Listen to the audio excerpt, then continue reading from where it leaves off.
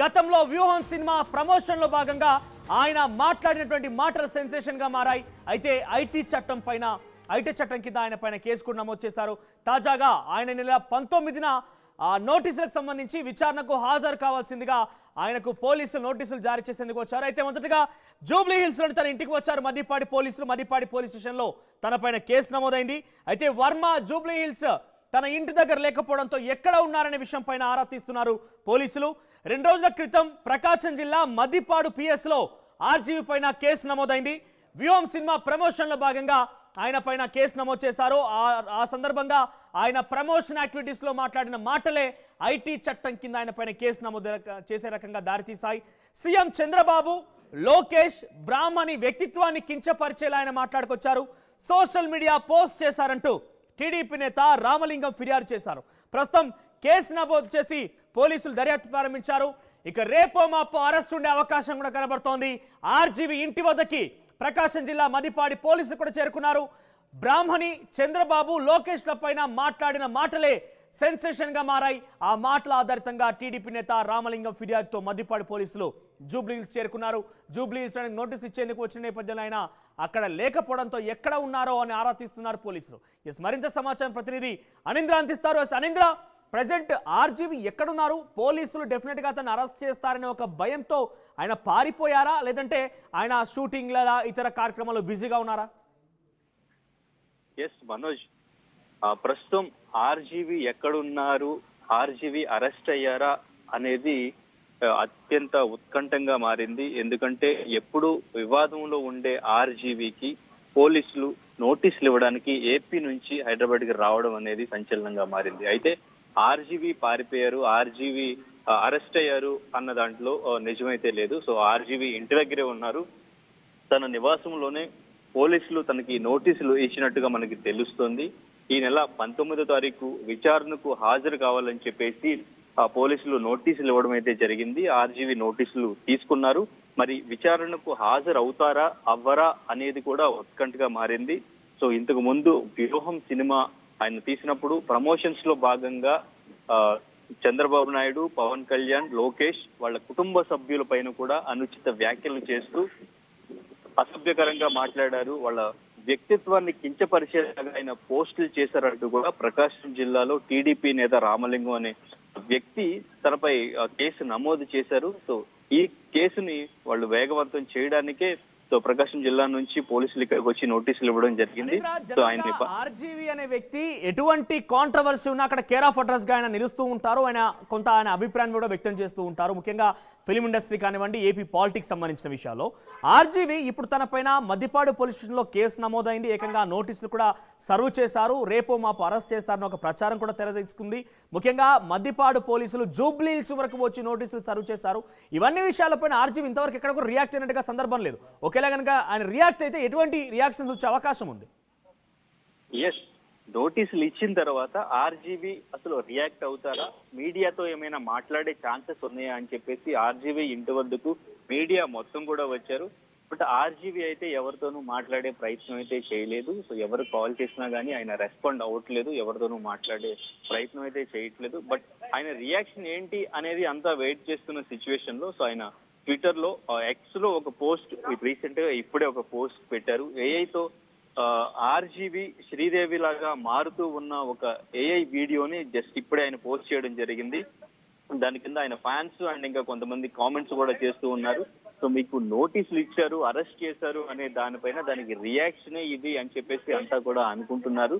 So మీరు అంటే ఇంతకు ముందు కూడా వివాదం అనేది ఆయనకి పెద్ద మ్యాటర్ కాదు, ఆయన పెద్దగా పట్టించుకోరు. ఆ వివాదాన్ని ఆయన ఎంజాయ్ చేస్తారు. అలాగే ఇప్పుడు వచ్చిన ఈ వివాదాన్ని కూడా, ఈ నోటీసులు కూడా ఆయన దాన్ని ఎంజాయ్ చేస్తారు, ఆ వేలోనే ఆయన తీసుకుంటారు అనే కామెంట్స్ కూడా ఎక్కువగా వినిపిస్తున్నాయి. మరి కేసు ఫైల్ చేసిన తర్వాత అంటే ఇప్పటికే సోషల్ మీడియాలో ఎవరైతే అసభ్యంగా పోస్టులు పెడుతున్నారు. ఇక్కడ ఇంకొక పాయింట్ అనింద్ర, గతంలో నారా లోకేష్ రెడ్ బుక్ అంటూ కూడా ఒకటి మెన్షన్ చేశారు. ఎవరైతే తన పైన కానీ తన కుటుంబం పైన కానీ ఎవరైతే ఇబ్బంది గురి చేసే విధంగా తన కార్యకర్తల పైన ప్రవర్తించారో వారందరి పేర్లను కూడా రెడ్ బుక్ లో మెన్షన్ చేశారు. సో రెడ్ బుక్ లో ఆర్జీవీ పేరు కూడా ఉన్నట్టుగా గతంలోనే ప్రచారం జరిగింది.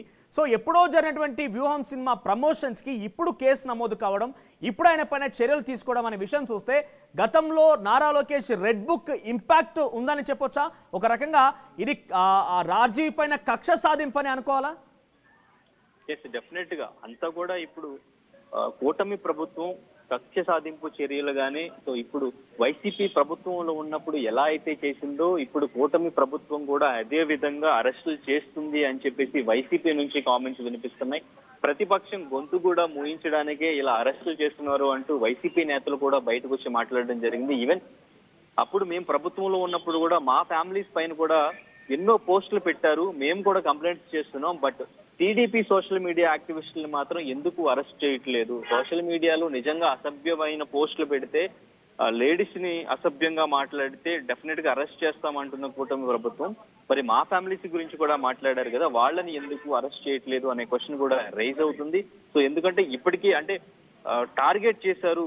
ఈవెన్ పోసాని కృష్ణమురళి పైన కూడా ఈవెన్ బెజవాడలో, రాజమండ్రిలో కూడా కేసు ఫైల్ చేయడం, అండ్ ఇంకా శ్రీరెడ్డి పై అనకాపల్లిలో కేసు ఫైల్ చేయడం, ఇలా వరుసగా కేసులు ఫైల్ చేస్తూ వస్తున్నారు. సో అరెస్టులు కూడా ఈవెన్ బోరుగడ్డ అనిల్, వర రవీందర్ రెడ్డి, సో ఇటువంటి వారి పైన ఆల్రెడీ సో అరెస్టులు కూడా జరగడం జరిగింది. సో ఇవన్నీ చూస్తుంటే టీడీపీ వరుసగా, కూటమి ప్రభుత్వం వరుసగా కక్ష సాధింపు చర్య అనేది జరుగుతూ ఉంది.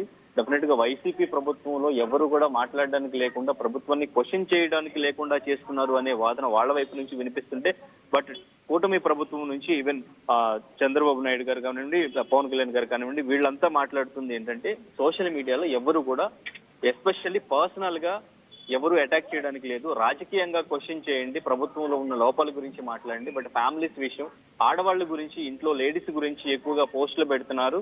దట్స్ వై ఈ డెసిషన్ తీసుకోవడం జరిగిందని చెప్పేసి చెప్తూ ఉన్నారు.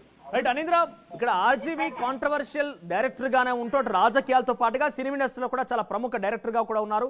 సో ఆయన దగ్గర నుంచి ఎంతో మంది శిష్యరికం తీసుకొని డైరెక్టర్లుగా ఎదిగిన వారు కూడా ఉన్నారు. సో వీరంతా కూడా ఇప్పుడు ఆర్జీవీకి పైన ఈ కేసు నమోదు కావడం, మద్దిపాడు పోలీస్ స్టేషన్ వచ్చి ఆయనకి నోటీసులు జారీ చేయడం, ఇవన్నీ కూడా చూస్తుంటే ఆ సినిమా ఇండస్ట్రీ నుంచి ఏమైనా రియాక్షన్స్ వస్తున్నాయా? ఆర్జీవీకి మద్దతుగా లేదంటే ఆర్జీవీకి వ్యతిరేకంగా ఎవరైనా మాట్లాడుతున్నారా?